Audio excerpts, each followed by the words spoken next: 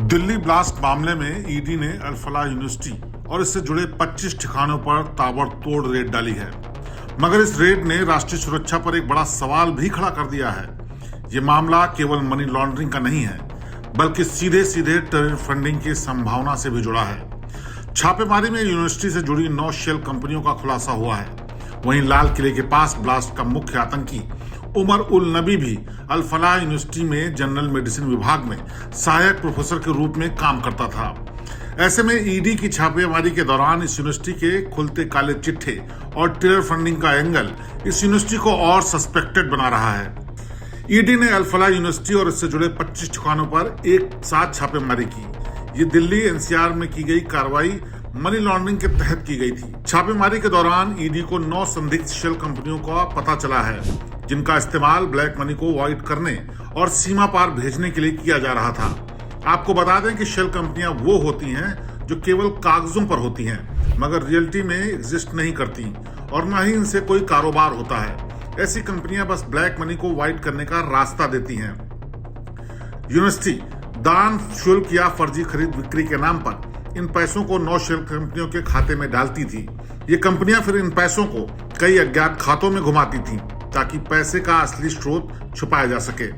Shell कंपनियों का खुलासा होने के बाद से ही ईडी यूनिवर्सिटी को टेरर फंडिंग के रडार पर लेकर इसकी छानबीन में जुट गई है।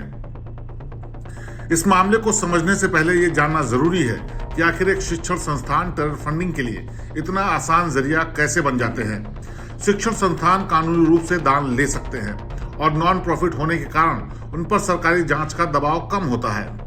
आतंकी फाइनेंसर इसी छूट का फायदा उठाकर विदेशों से फंड को शिक्षा या चैरिटी के नाम पर भेजते हैं, जिसे बाद में शेल कंपनियों के जरिए वैध दिखा दिया जाता है। इस मामले में ऐसा ही होने की संभावना है, जिसको लेकर ईडी अब हर पैसे के लेन देन की जांच उमर उल नबी के मॉड्यूल से कनेक्शन के एंगल से भी जांच कर रही है।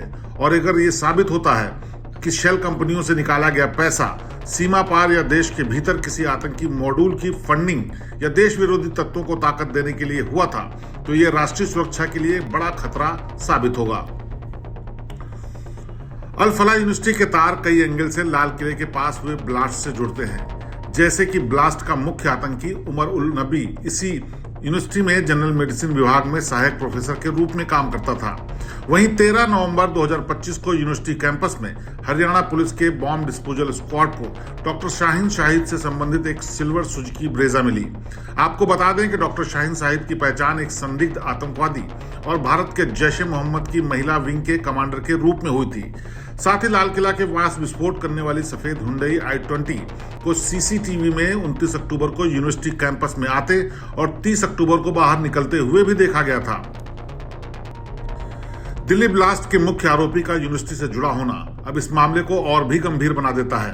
Prevention of money laundering act के तहत ईडी ने यूनिवर्सिटी की संपत्तियों को जब्त करना शुरू कर दिया है, क्योंकि मामला सीधे दिल्ली ब्लास्ट के मुख्य आरोपी से जुड़ा है और टेरर फंडिंग के संदेह भी हैं। ये मामला अब तुरंत एनआईए यानी नेशनल इन्वेस्टिगेशन एजेंसी के पास है।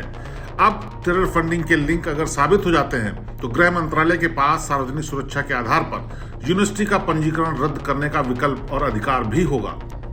अल-फलाह यूनिवर्सिटी पर लगे टेरर फंडिंग के गंभीर आरोप केवल एक इत्तेफाक नहीं है। इस यूनिवर्सिटी के तार अपराध से पहली बार नहीं जुड़े हैं, बल्कि इसका इतिहास भी क्राइम सस्पेक्टेड है। यूनिवर्सिटी की स्थापना 2014 में अल-फलाह चैरिटेबल ट्रस्ट द्वारा कराई गई थी। यूनिवर्सिटी के संस्थापक और मैनेजिंग ट्रस्टी जावेद अहमद सिद्दीकी खुद एक कन्विक्टेड क्रिमिनल हैं। सिद्दीकी को पहले 7.5 करोड़ रुपए के फ्रॉड के मामले में दोषी ठहराया गया था और उन्हें 3 साल की सजा भी हुई थी। वहीं 2023 में यूनिवर्सिटी के अधिकारी निसारुल हसन को पाकिस्तानी एजेंटों की मदद से अलगाववादी प्रचार फैलाने के लिए डॉक्टर्स एसोसिएशन कश्मीर का इस्तेमाल करने का आरोप भी लगा था। तो अब ये साफ है कि मामला सिर्फ 25 ठिकानों पर हुई छापेमारी या 9 शेल कंपनियों से जुड़ा नहीं है, बल्कि देश की सुरक्षा से जुड़े बड़े सवाल भी इस पड़ताल में जुड़ गए हैं। ऐसे में देखने वाली बात ये होगी कि ये जांच पड़ताल आगे कौन से नए खुलासे करती है। क्या वास्तव में अल-फलाह यूनिवर्सिटी के तार टेरर फंडिंग से जुड़े हैं और दिल्ली ब्लास्ट में उनका वाकई कोई लेना देना है या नहीं।